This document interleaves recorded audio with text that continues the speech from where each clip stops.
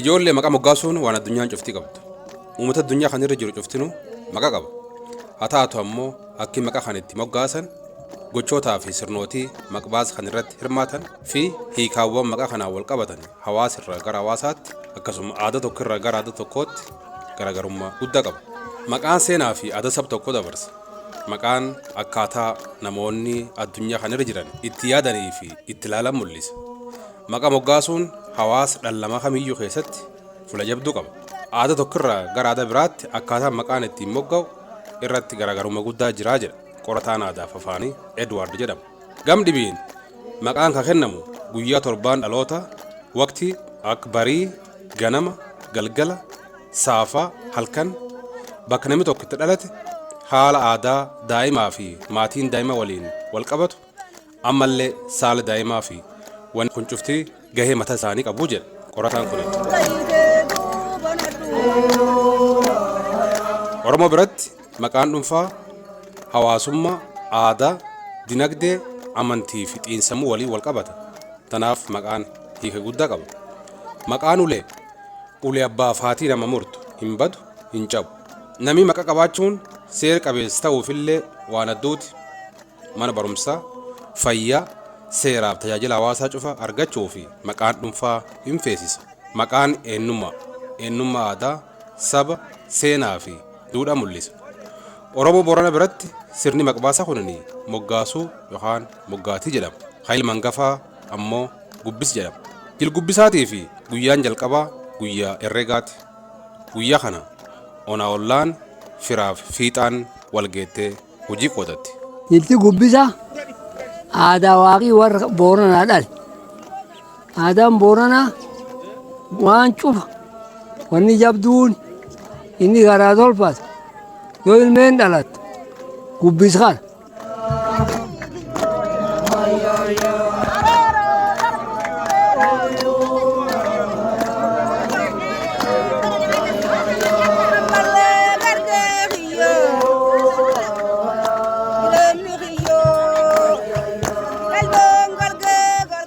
Jita abduu godaanaa dheengeti jila kaleeni guyyaan kalee herrega walti dhufanii herrega dhufan kan jaarroleen dhuftee herretti yoo hin herregan jedhan kana ollaa muka dhaqu ollaa buuyoo dhaqu ollaa gana kan herregan ollaa nam jiltanaatti herrenne kalee ollaa saddeeti ollaan saddeeti ollaa shanii muka ollaan sadii buuyoo akkas herrenne amma muka buuyoon sun dhufuu jirti.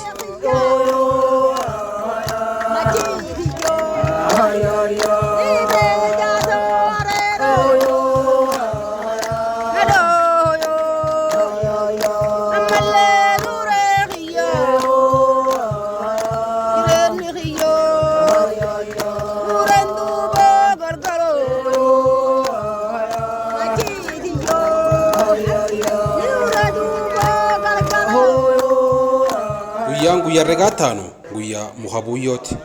Muka jilaa ijaarsi galma jilaatiif ta'uu fi buuyyoo galma jilaatiin qaban yookaan galmaan qubsan guyyaa itti fidan.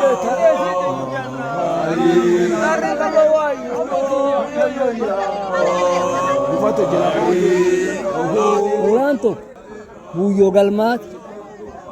Buuyyoo galmaadha. Kun galmaa buuyyoo haa tanaan qaban.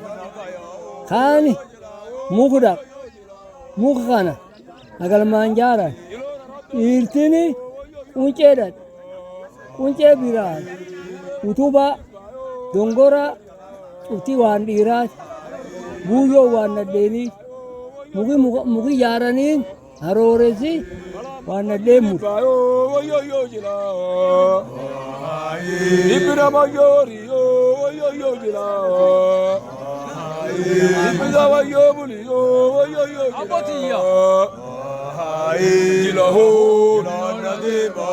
Nageeni hora, oriin nagaya, kadaan hora, roobaaf nagaya.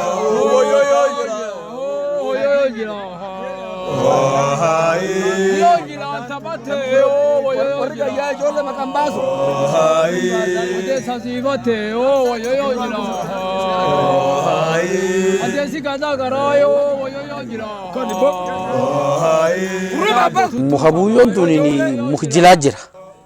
Muki jilaa kunini muka kimiyeessa, muka karooressa, muka kidhaddacha.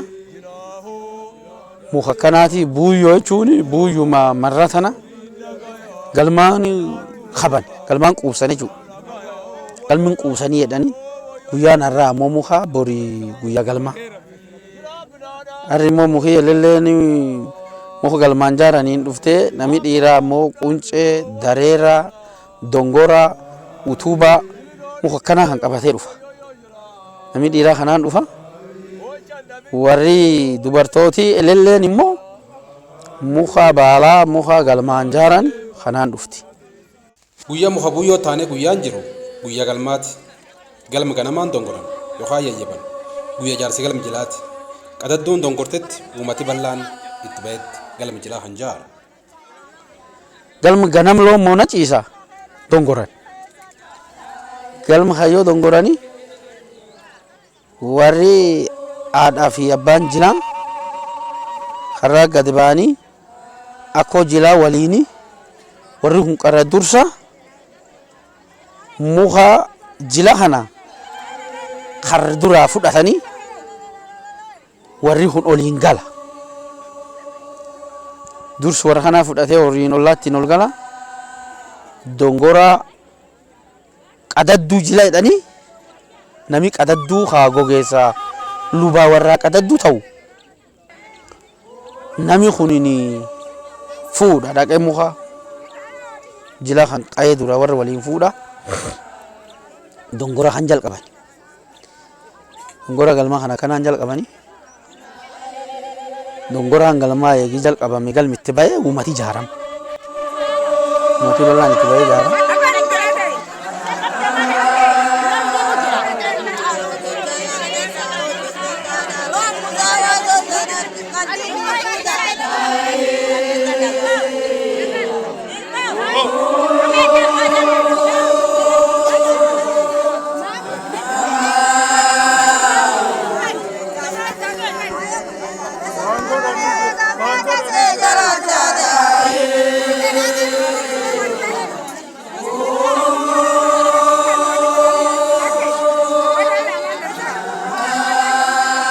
Guyyaan ijaarsa galmaa taanu guyyaa gooda galmaati. Galmi jilaa keessatti weeluu jaaroonni galma qabanii quubsanii afaan goodan. Galgali sun galgal jiru guddooti. Gooda galmaa galma goodanii jedhanii weeluu adda addaa weeluu keessa ijaaranii weeluu tana haadha soddaa keettaa guyyaa kanamma haati soddaatullee waan aadaa jilaa godhattee waan aadaa jilaa qabattee itti dhufte haadhi soddaa tun keetteetti haati soddaa waan akka dibbee waan akka maanii akka midhaaffattee waan kan ijoollee huccuutii qopheessiti isiin kan isiillee dhuftee teetti weeluu tana misii keettaa jechuudha guyyaa goodaa galmaati galmin goodanii.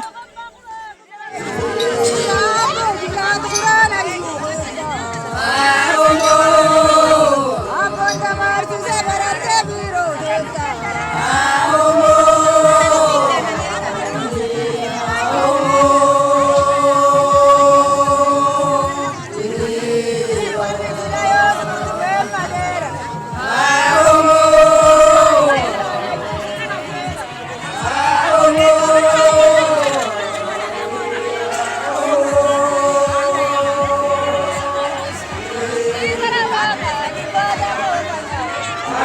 galgal jirguddoo ilmi mataa barreessan abbaa mataa aadata. Haati jilaa abbaa jilaatii mataa addee guutan biftiif. Mucaa ammoo abbaatti mataa barreessaaf. Mataa mucaa karraa aadanii qorii tanaaf bocamte irra kaawani. Ganama obbaatii handhura mucaa tatanaan dura ol kaawan handhura bobbaasanii fi irra kaa'aniif mataa kan waliin. Handhur loon irra kaawanii fi booranii jedhaan sitan. Mataa kana wanni barreessanii famini galgala jilguddoo kan galgalee moona keessatti abbaan mucaa hullee mataa aadata. Mataa aadate mataa man isaatti niitiin isaa mataa aadaafi. Aaduu fudhatanii mataa aadan. Mataa abbaa dursanii aadanii guutuu godhaniif. Guutuu namni inni amma guutuu godhani. Guutuu gubbaa mataa tanirraa guutuu aadaa Booranaa taan qaba. Guutuu tan qaba guutuu godhata guyyaa kanam guyyaanni guutuu godhata. Yoo guyyaa kan guutuu godhatu inni am guyyaa kan guutuu godhatee immoo yoo amta isaarra bahe mucaa mataa barreessa. Mucaa mataa barreesse yoo mucaa mataa barreesse irra bahu ijoolleen maan dhallee yoo jiraattellee adubraalleen jiraattee dhiiraallee yoo jiraattellee tamuu mataa barreessa. Qara dursi mucummaa qabaasanii barreessan. Ijoolleen maandhaa isaa ijoolleen tadhibiin maqaa baasanii hedduun jiraachuu dandeenya. Namni tokkochi sadi faallee maqaa baafachuu danda'a. Walitti qabee maqaa baafata. Kallee mataa barreessan cufaayyuu hin barraa. Mataan cufa. Barruun tun aadaa jilaati. Mataa abbaa haa moonum sun keessatti qorii keessatti kan jissanii moonumatti bisaan qorii keessa jira waliin moonumaa jissan kaabbaa. Kamucaa ammoo barreessanii barruu taanuu akkan irraa aadanii barreessan kaanii qorii guyyaa galgal jilguddoo bocanii jira. Qorii maqbaasaa tana qorii didiqqoo wayii bocanii qorii taan keessa mataa kaanii qorii taan kee buusan. Qorii taan kee buusanii haati oliin galti. Oliin galtee fulaa weeluu kaanii mataa weeluu kaan keeyyatti.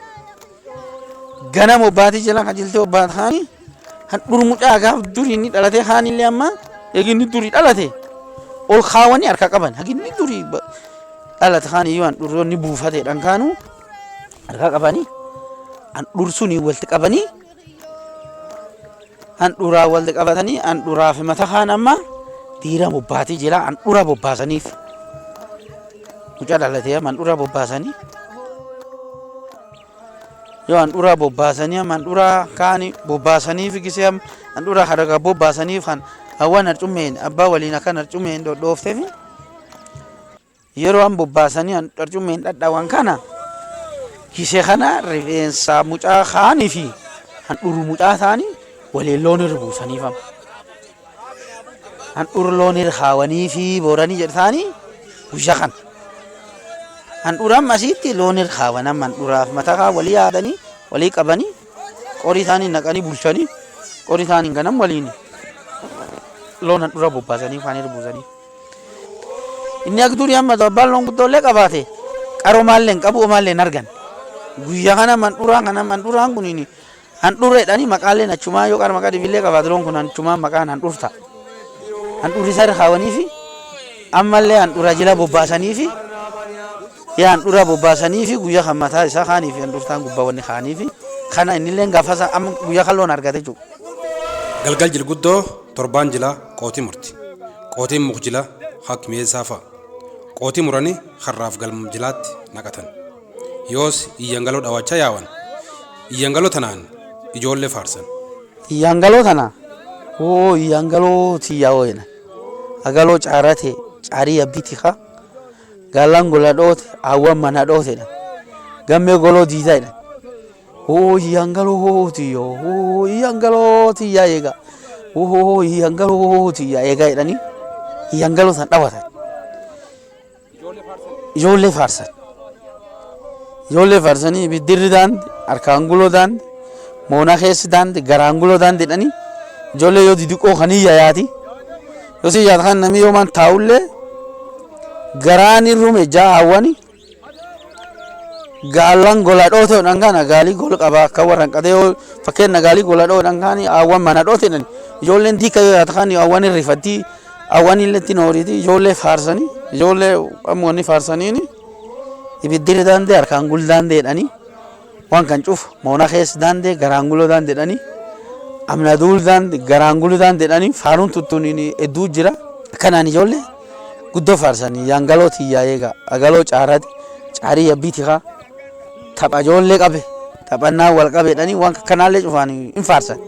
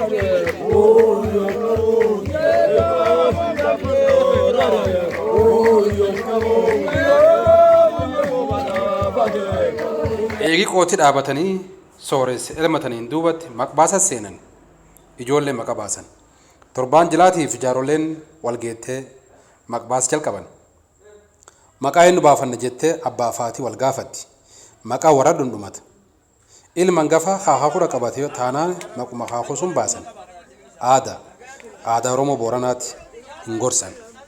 Nami eegi haakuu dhaqqabatu maquma haakuu sun baasan. Maqaa abbaa abduuba jechuudha. Abduubi amma godaana dheengeeti. Mucaan ammoo amma abduuba haakuu fi waan dhaqqabateef maqaa godaanaa baafata. Maqaa godaanaa baafata abbaa godaanaa jedha namni isaa. Hin gorsan. Eegi haakuu fi dhaqqabatu hin gorsan maquma haakuu sun baasan. Oromoo Boorana biratti ilma hangafaa haakuu hin dhaqqabataniif ammoo maqaa hangafaa baasaniif maqaan kunini maqaalee akka arda jilafaa akka liibanii gaayoo akka reeroo akka asummaa akka miyoofa boruulleen maqaa hangafaati liiban hangafa lafaa boruun hangafa waaqa jedha booranii daddachifaalleen baasan daddachii mukjilaati mukorma horbeessaati qoraanilleen cabsan hin bobeeffatan akka namaallee itti ilaalan tanaaf gos Booranaa keessaa digaloo daddachiisa.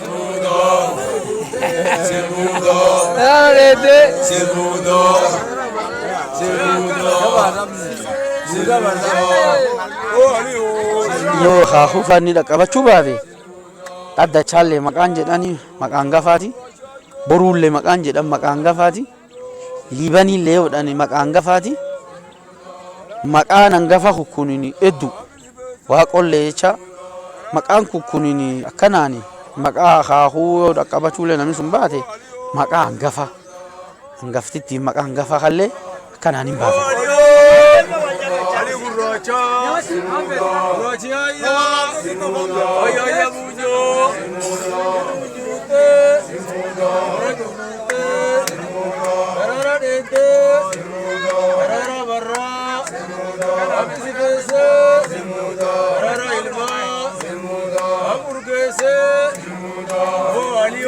Yoo maqbaasa wanni dhaabatan hedduu ilmee hoyoo ilmaan sabbaaqa duulaa hoyaa ilmee hoyaa sabbaaqii duuloo qabatoo hoyaa ilmee hoyaa mucaan abbaa qabatoo hoyaa ilmee hoyaa jechaa wal dura duubaan muudaa fi waan hedduu dhaawatti abbootiin haawwanilleen maqbaasa dhaawachuun ijoollee maqa baafti akkuma gogeessa aadaa Booranaatiin maqbaasa dhaawatti maakulaa mallooliyyee sabbaaqa mallooliyyee fullaasa mallooliyyee fa'echaa maqbaasa hedduu Dhawat. Tifula maqbaasa kanaatti wanni dhawatanii waan guddoo jira. Qaraayyuu yoo maqaa baafatanii maqaa eenyu baafannaa jedhan. Amma kanumirraa silaa yoo kaanu maqaa godaanaa baafannoodhani godaanaan eenyu qabata. Godaanaan abba duubu qabata. Ilmi abbaa qabata. Mucaan abbaa qabata yoo jedhani faaruu nan faarsanii. Himee wayoo jedhan. Ilmoo sabbaaqii duula. Sabbaaqii duuloo qabata. Mucaan abbaa qabata jedhan. Mucoon abbaa qabata. Maqaa eenyu baafanna. Maqaa liibee baafanna fayyada. Maqaa boruu baafanna fayyada. Boruun hangafa waaqa. Liibeen hangafa lafa fayyadanii mucaa kallee akkanaan maqaa kan hin baafatan. Isiin wanni jila dhaatan kun wal keessa baay'ee hedduu jira. Maqaa eenyu baafanne yoo dhangana kunan maqbaasa jalqabaati. Jalqaba maqbaasati yoo maqbaasa kallee oofanii irra ba'an muudillee ni jira. Muudallee dhaatanii muud kanaan duraattu maqbaasi kunu amma waan hedduu dhaatanii jira. Yoo alii gurraachi yaayya munyoo diidu munyuuxee mona curruuxee daraara dheedee daraara ilmaa waaqi urgeessee daraara marraa waaqi sifeessee jedhanii waan kana guddoo bal'isanii dhaatan. Simuda, Simuda, Simuda, Simuda, Kanibo, Simuda, Simuda, Simuda, Simuda,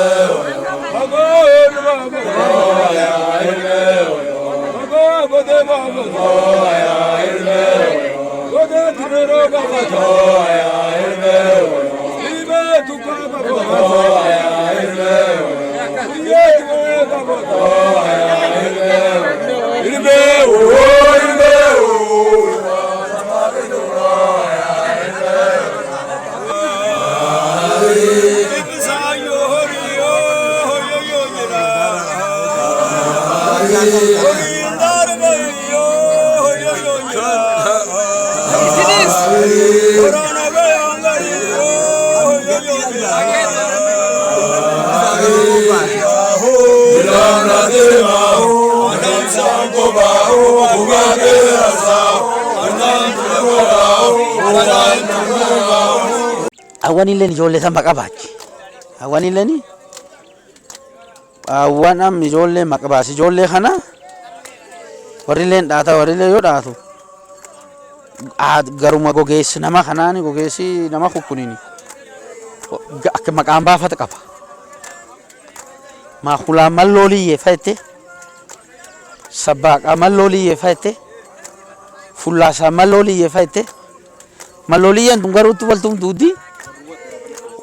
Fulaan tunini warri kuniin amma warri sabbaaqa baafatin jira warri maakulaan baafatin jira warri fullaasan baafatin jira warri immoo akkasii maqbaas kanaan baafatu hamuma sabbaaqa malloolii yoodha mallooliyantu walii duuti. Sabbaaqillee waliitti sabbaaqillee warri sabbaaqaan gogeessi baafatin baafata akkanaan maqbaasii dubartootaallee ni malloolii sanaan jalin qaba. Kanaan jalqabata warri illee.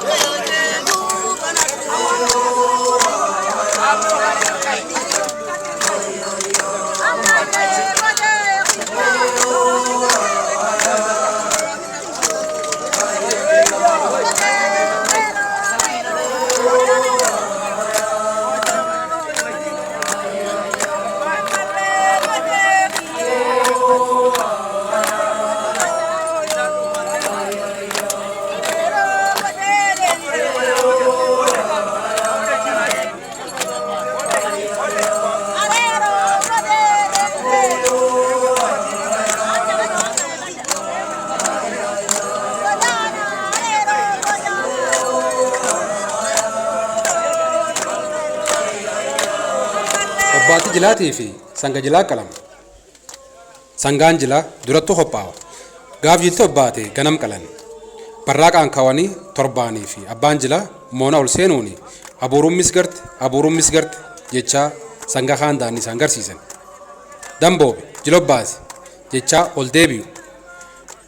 Marroo sadii galmaaf moona jidduu deebi'uuni sanga kaan qabuun jalqaba abbaan jilaa ariirratee torbaan jilaa ariirrattee mucaan xiqqaan maqaa baasanilleen yeroo jalqabaatiif sangaa jilaa kana ariirratee sangaa obbaatii jilaa qalatani meedhichallee keeyyatanii gaadii babbaffatani obbaatii jilaatti horaa bulaa deebana.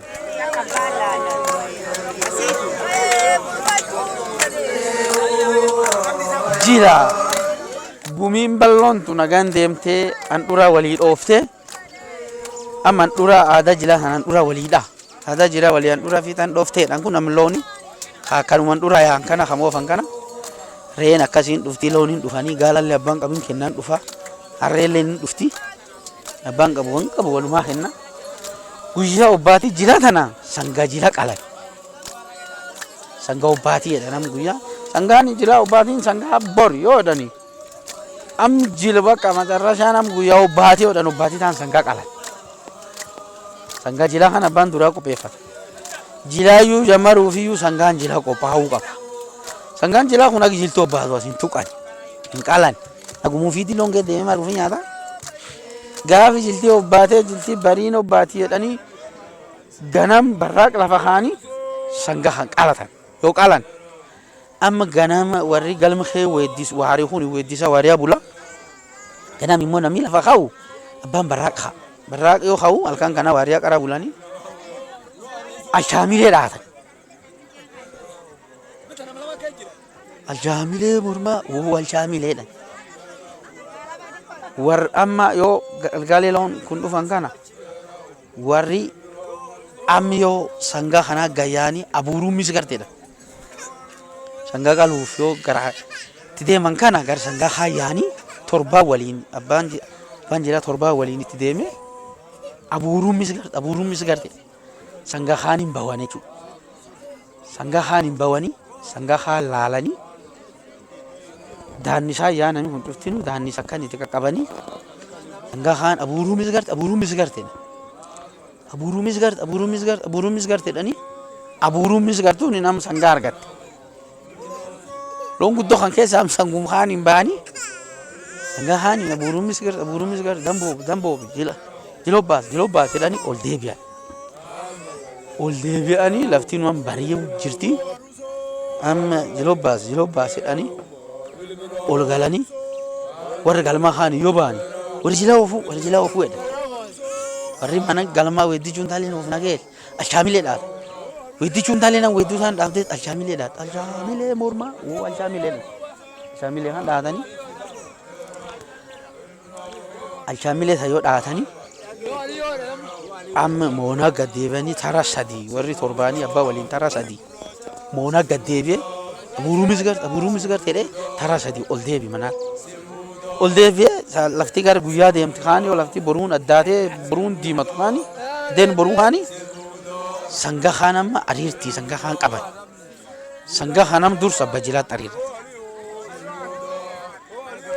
abba jilaatti sangaa kan dursa ariirrata jilobbaas jedhee ariirrata mucaa diqqayyaa isaa kan maqaa baasan kaanii mucaan kun aga maqaan baasin kaanii horiilee hin ariirratu aadaaniti aga maqaan baasin horii hin ariirratu guyyaa amma meedhichaallee aga maqaan baasin kan hin keeyyatu meedhichi horiilee hin keeyyatu guyyaa amma maqaa baasan amma gisheetaan sangaan inni tokkedhee ariirtiin horii inni jammaruuyyuu sangaa obbaatii jila kana mucaan kanam sangaa kana asii ariirtii jalqaba mucaan ariirtii asirra jalqaba in ariirrata meedhicha kallee meedhicha harki bitaacha mucaa bassanii kenna koronco abbaan handhuur keeyyata haatiin labbaa keeyyatti mucaan diqqayyaan immoo koronco keeyyata koronco akka bitaacha keeyyata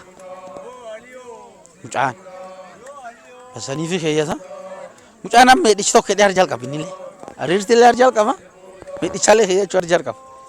Nileen aadaa namaa aadaa boonanaa bakka aadaa cufaa yaadaramee cufa nileeni arraan jalqabee hojii cufaa kee jira.